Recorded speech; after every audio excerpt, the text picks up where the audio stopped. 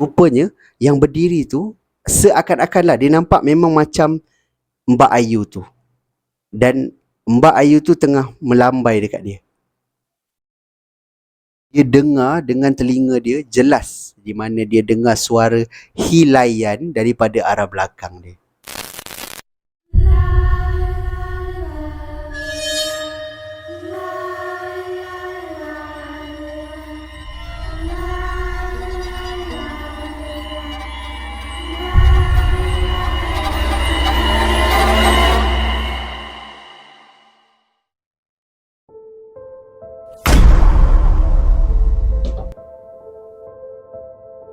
Assalamualaikum dan salam sejahtera. Kita bertemu lagi di dalam channel Sembang Kopi, channel yang akan mengetengahkan kisah-kisah seram yang menarik untuk anda dengarkan. Tapi sebelum aku memulakan kisah, ingin aku mengucapkan ribuan terima kasih kepada korang semua yang dah pun subscribe dan support channel aku. Yang mana korang semua yang baru je sampai ke Sembang Kopi pun, aku ucapkan selamat datang. Aku doakan korang semua yang menonton video ni dipermudahkan segala urusan korang semua dan dimurahkan rezeki yang barokah. Untuk kisah seram kita pada video kali ni, ada beberapa kisah seram yang pada aku menarik untuk kita dengarkan. Di mana salah satu kisah ini berlakunya di Sumatera Selatan di Indonesia. Jadi, tanpa membuang masa lagi, jom aku story.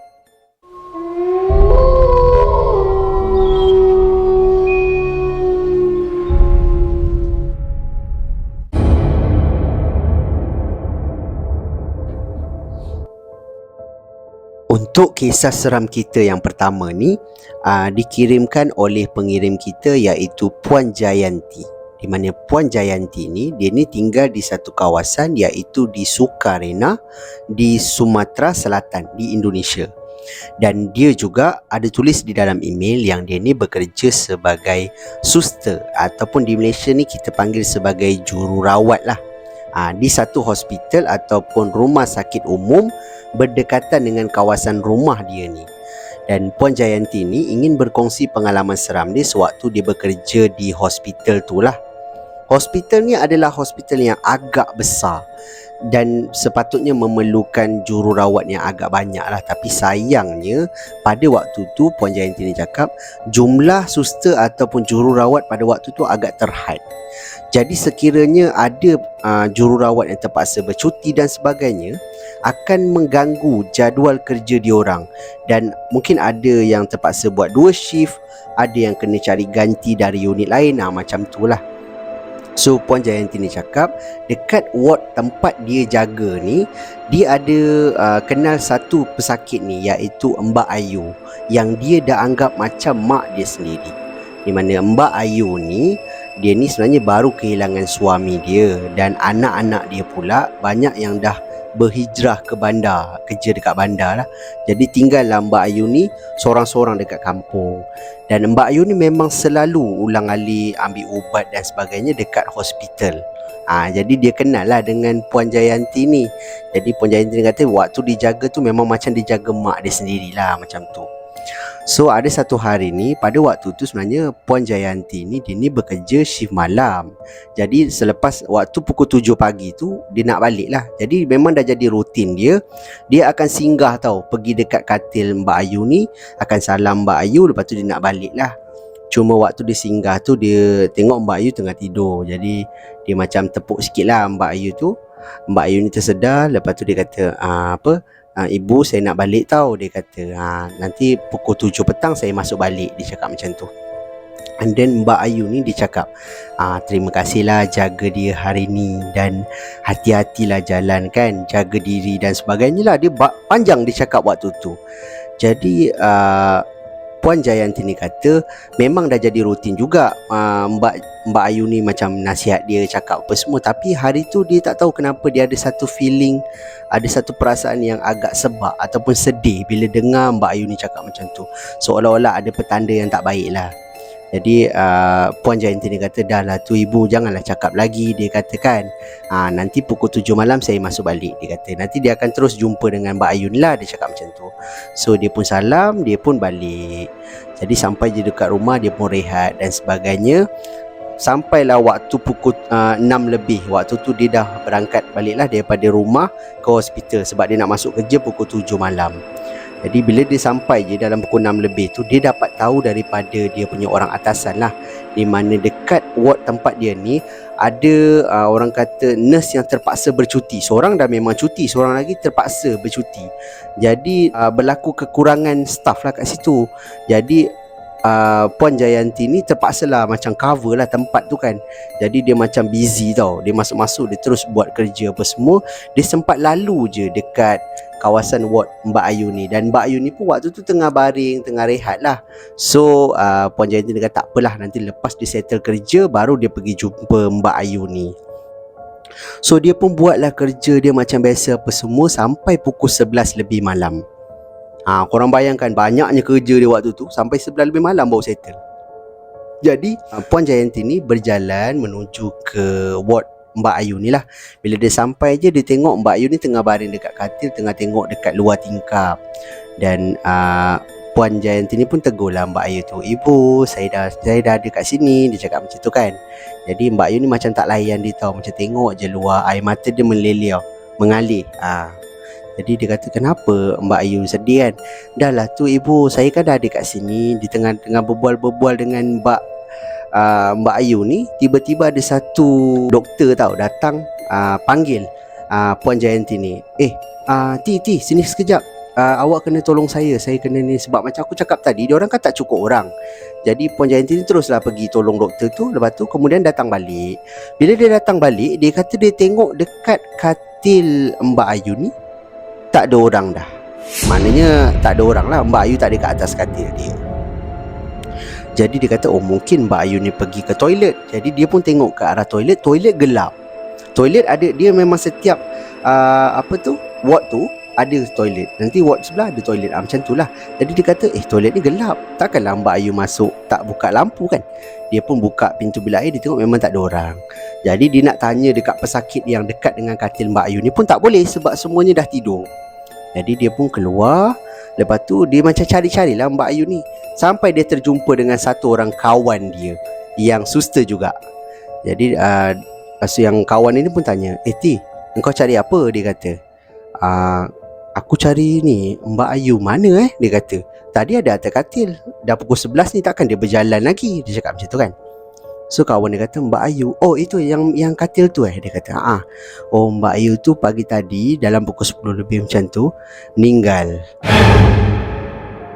So Puan Jayanti ni agak terkejut tau. Dia kata, "Biar betul, kamu jangan," dia tulis dalam email, bercanda. Maknanya kalau kita jangan bergurau lah kan. Janganlah bergurau. Sebab dia macam baru nampak tadi kan Mbak Ayu atas tu. Lepas tu kawan dia ni berkata, "Astaghfirullahalazim, istighfar Ti." Dia kata, "Tak ada, Mbak Ayu ni dah meninggal pagi tadi dalam pukul 10 lebih macam tu. Kalau awak tak percaya, awak boleh tanya doktor." Dia cakap macam tu. Puan Jayanti ni dia macam terkejut tau. Dia macam tak percaya dengan apa yang dia dengar waktu tu. Jadi dia pun turun ke bawah. Dia keluar pergi dekat kawasan macam lobi tau. Lobi, lepas tu dia keluar, dia macam terduduk, lepas tu dia menangis. Dia kata, "Lah, rupanya perjumpaan dia pagi tadi tu adalah perjumpaan terakhir." Dan yang dia membuatkan dia terfikir, dia rasa takut, siapa yang dia nampak atas katil. Sebab dia memang nampak Mbak Ayu tengah baring atas katil dan sedang tengok keluar tingkap. Sepatah apa pun yang Puan Jayanti ni cakap, Mbak Ayu ni tak balas lah. Maknanya dia diam, dia pandang luar kan.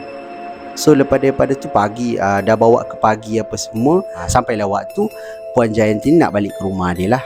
Jadi dia pun settle kerja dia pun turun pergi ke arah kereta dia.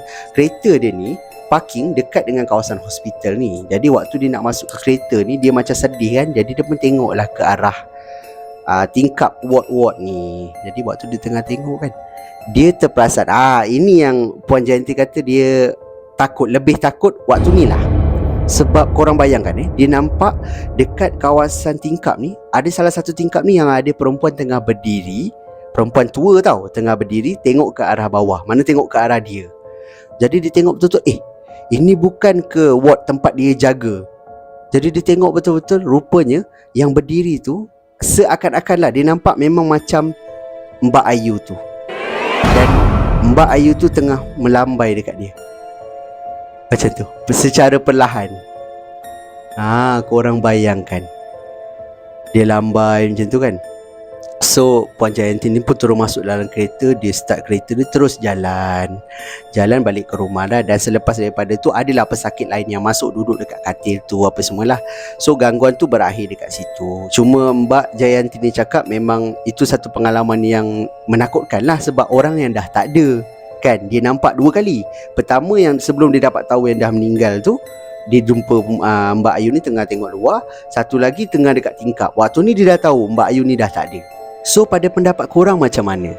Adakah lambaian itu adalah lambaian selamat tinggal, ataupun ada sesuatu yang menjelma seakan-akan menjadi Mbak Ayu dekat ward tu? Korang boleh tinggalkan pendapat korang di ruangan komen dekat bawah.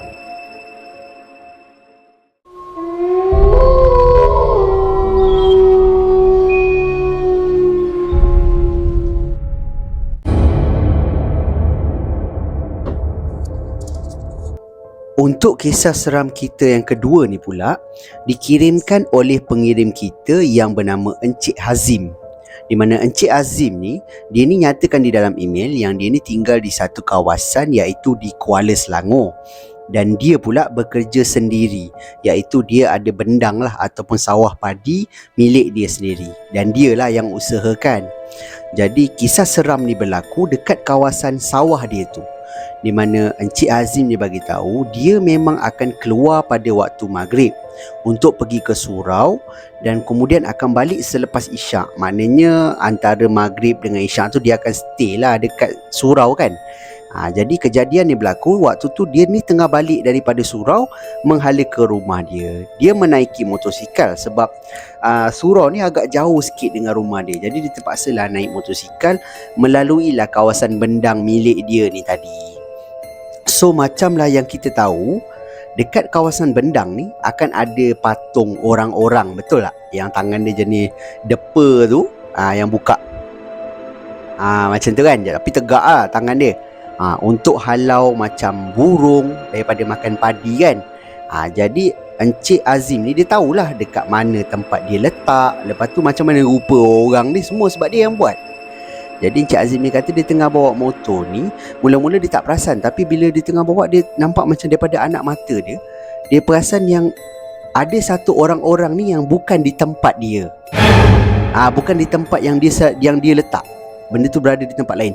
Dan orang-orang tu dia macam tinggi sikit. Biasa orang-orang macam tinggi-tinggi orang je kan. Ni dia macam tinggi, macam terapung. Lepas tu tangan dia macam tu, buka depa macam tu, berbaju putih dengan ada satu rambut. Rambut panjang tau, menutupi depan.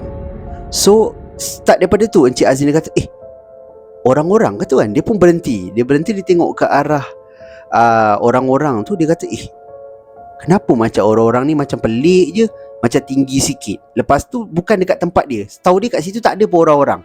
Orang-orang ada kat tempat lain, macam jauh sikit lah daripada kawasan dia tu. Jadi dia tengok, dia kata, betul ke apa yang dia nampak ni? Dia kata kan, macam mana benda tu boleh tinggi? Siapa yang letak orang-orang kat situ? Tengah dia duk fikir ni, korang bayangkan, Cik Azim kata benda tu macam perasan tau, yang dia tengah tengok, ataupun yang Cik Azim ni tengah tengok dia. Benda tu macam naik, terbang ke atas. Masa tu Encik Azim ni kata, dia tahulah itu bukan orang-orang. Benda tu terbang terus ke atas satu pokok berdekatan dengan kawasan sawah tu. Korang bayangkan, jauh tau dia terbang. Dia terbang pergi dekat pokok tu. Cik Azim kata waktu tu Cik Azim punya kaki memang menggeletar lah kan. Dia pun start balik motor dia yang mati tadi. Lepas tu dia terus jalan, press motor dia. Dalam masa dia tengah jalan ni, dia kata dia perasan yang benda tu daripada pokok terbang. Dia tak tahu terbang ke mana, tapi dia nampak daripada side mirror seakan-akan benda tu terbang mengikuti dia dari belakang. Korang bayangkan. Dan yang lebih menakutkan lagi, Encik Azim ni kata dia dengar dengan telinga dia jelas, di mana dia dengar suara hilaian daripada arah belakang dia. Waktu tu Encik Azim ni di tengah bawa motor laju ni dekat dengan kawasan rumah dia, tiba-tiba dia hilang kawalan dia. Sebab mungkin ialah dia dalam keadaan takut, dia hilang kawalan dia, motor dia masuk dalam sawah, Encik Azim ni cakap. Dan menyebabkan anak-anak dia dekat dalam rumah keluar lah kan. Lepas tu tanyalah, ayah okey tak? Kenapa? Macam mana boleh masuk dalam ni? Dan waktu anak dia tengah tanya tu, anak dia pun perasan yang benda tu terbang macam ke arah ayah dia, lepas tu terbang naik ke atas dan hilang. Macam tu je. Dan Encik Azim ni bagi tahu yang lepas daripada tu tak ada lagi gangguan lah. Dan selepas daripada hari kejadian tu, Encik Azim ni demam lebih kurang seminggu sebab dia diganggu oleh benda tu kan. Sebab apa dia diganggu, Encik Azim ni pun tak tahu jawapannya. So mungkin benda tu saja nak nyakat dia ke apa ke. Sebab dia kata dia dah hari-hari lalu dekat jalan tu, balik surau pergi surau kan. Tapi waktu hari tu pula kena nyakat, sampaikan benda tu macam kejar dia pula kan. Mungkin dia dalam keadaan takut, dia rasa macam benda tu kejar dia, padahal benda tu terbang ke tempat lain. Tapi yang dia rasa sangat takut tu sebab benda tu berada dekat dengan belakang motor dia, dan dia dengar suara hilaian tu. Jadi pada pendapat korang macam mana? Adakah memang benda tu dah aim dia lama ke? Ataupun memang tempat tu ataupun kawasan sawah tu memang keras ke? Korang boleh tinggalkan pendapat korang kat ruangan komen dekat bawah. So itulah pengalaman kita yang kedua ni yang dikongsikan oleh pengirim kita, iaitu Encik Azim.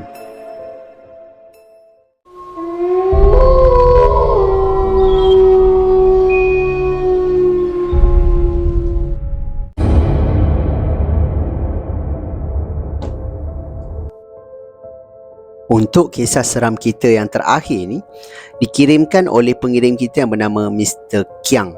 Di mana Mr. Kiang ni, dia ni berbangsa Chinese, dan dia kata dia ada satu pengalaman seram yang dia tak dapat lupakan, di mana dia diganggu sewaktu berada di kawasan rumah kedai ataupun warehouse milik dia sendiri. Di mana Mr. Kiang ni dinyatakan di dalam email yang dia ni ada buka bisnes, di mana dia ni businessman lah. Dia ada buka online business, jual barang-barang dekat Shopee. Macam itulah. So dia simpan barang kat situ, kalau ada orang order dia akan post. Macam itulah. So Mr. Kiang ni kata waktu kejadian seram ni berlaku, dia sebenarnya baru saja berpindah daripada office lama dia ke office baru dia yang terletak di area Damansara. Dan office ni memang sangat strategik, di mana ada kawasan office dan juga ada warehouse dalam satu bangunan. So dia kata okey lah, dia sukalah dekat situ. So bila masuk hari yang pertama, di mana dah siap set up lah, kebanyakan benda dah set up, jadi dia jumpa dengan semua staff dia, dia bagi briefing dan kemudian dia mulakan operation dia seperti biasa pada hari yang pertama. Di mana bila habis waktu kerja, dia ni memang antara yang balik paling lambat. Sebab Mr. Kiang ni tulis dalam email, dia ni seorang yang particular. Dia akan pastikan semua lampu dah tertutup, semua pintu dah kunci. Macam itulah. Dia jenis yang dia kena check sendiri. Dia tak suka anak buah dia check ke, nanti dia datang balik besok ada aircon tak tutup. Dia tak suka benda macam tu. Mr. Kiang ni cakap lah. So dia kata dia akan balik paling lewat.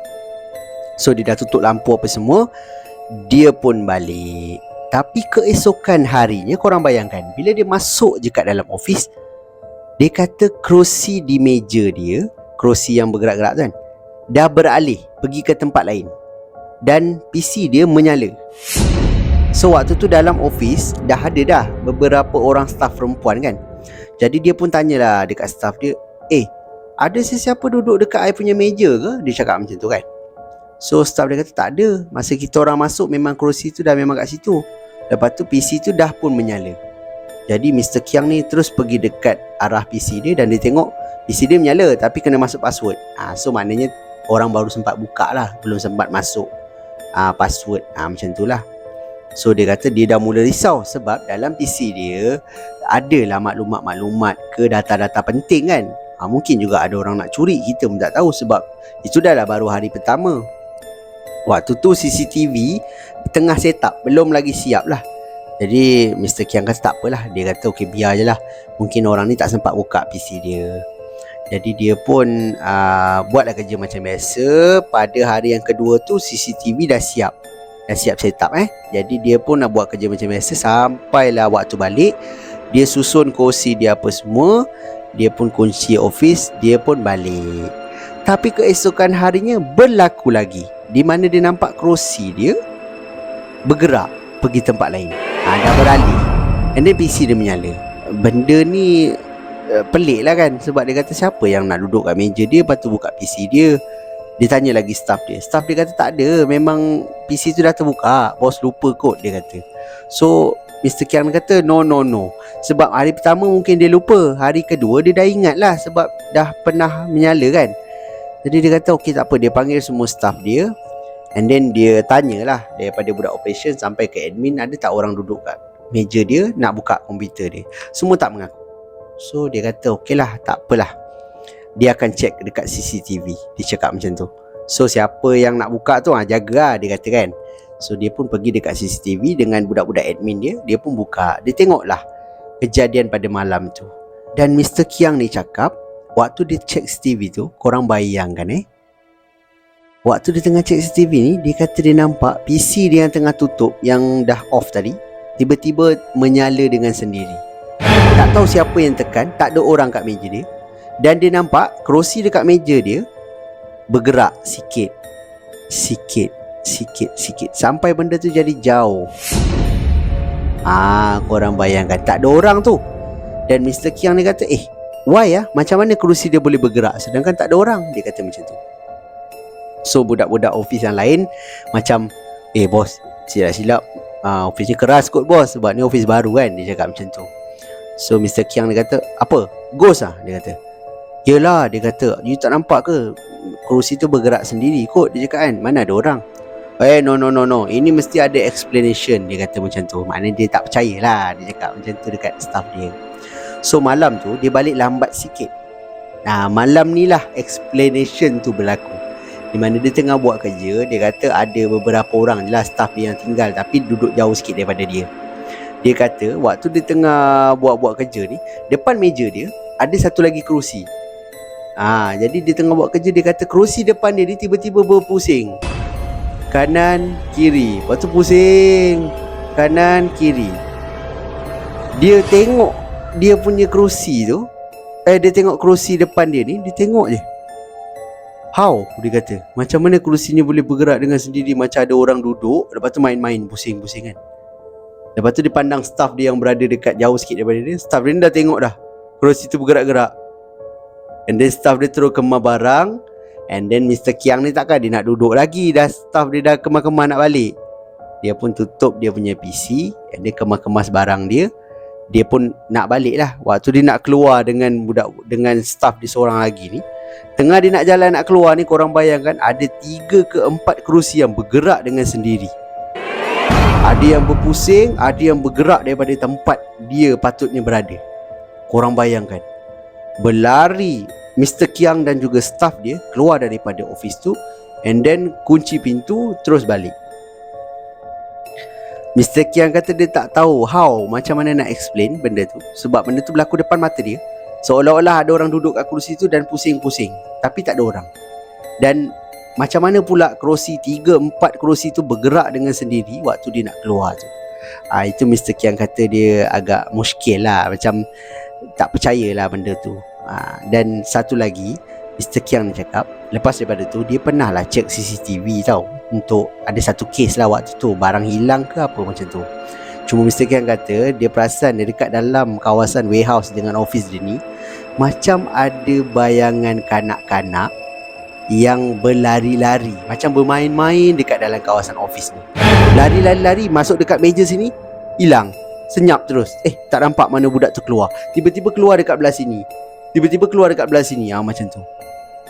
Dan benda tu macam main-main dekat dalam warehouse dia lah. So dia kata okey, dia tak tahulah benda tu apa. Dan dia pun tak adalah tulis dalam email ni yang dia cuba cari orang pandai ke, tak adalah. Tapi itulah pengalamannya yang berlaku pada Mr. Kiang ni, di mana dia kata dia tak dapat lupakan sampai ke hari ni. Dan sampai sekarang pun, kalau dia masuk office, dia kata meja ke kerusi dia bergerak sendiri kan, macam beralih, dia tak kisah pun. Dia dah tak ambil kisah dah. Kenapa meja I bergerak? Tak ada dah. Dia kata ini confirm benda yang dia tak nampak main dekat kerusi dia. So pada pendapat korang macam mana? Adakah kawasan office tu yang keras, ataupun ada sesuatu yang ikut dia daripada office lama ke office baru. Korang boleh tinggalkan pendapat korang di ruangan komen dekat bawah. Jadi itulah pengalaman yang dialami oleh pengirim kita, iaitu Mr. Kiang. Jadi itu sajalah kisah seram kita untuk video kita pada kali ini. So, pada pendapat korang macam mana? Dalam ketiga-tiga kisah yang aku storykan kat korang ni, mana satu kisah yang paling menyeramkan? Korang boleh tinggalkan pendapat korang di ruangan komen dekat bawah. Yang mana korang semua yang ada kisah-kisah seram yang korang nak share dengan aku, korang bolehlah kirimkan ke alamat email Sembang Kopi ataupun Telegram Sembang Kopi, di mana alamat email dan juga link Telegram aku ada tinggalkan dekat ruangan description dekat bawah. Dan di kesempatan ni aku ingin mengucapkan terima kasih sekali lagi kepada korang semua yang sudi menonton video aku daripada mula sampailah ke hujung ni. Itu salah satu cara korang tunjukkan korang punya support dekat aku untuk aku terus buat video dan menyajikan kisah-kisah seram yang menarik untuk korang dengarkan. Dan akhir kata daripada aku, kalau korang suka dengan cara penyampaian aku, korang suka dengan kisah-kisah seram yang aku storykan dekat korang, aku hargai sangat-sangat kalau korang boleh bantu aku, bantu channel aku dengan tekan butang like, butang subscribe dan butang loceng supaya korang takkan terlepas apa-apa video yang aku akan upload lagi lepas ni. Jadi itu saja daripada aku. Kita jumpa lagi di video yang akan datang. Assalamualaikum. See ya.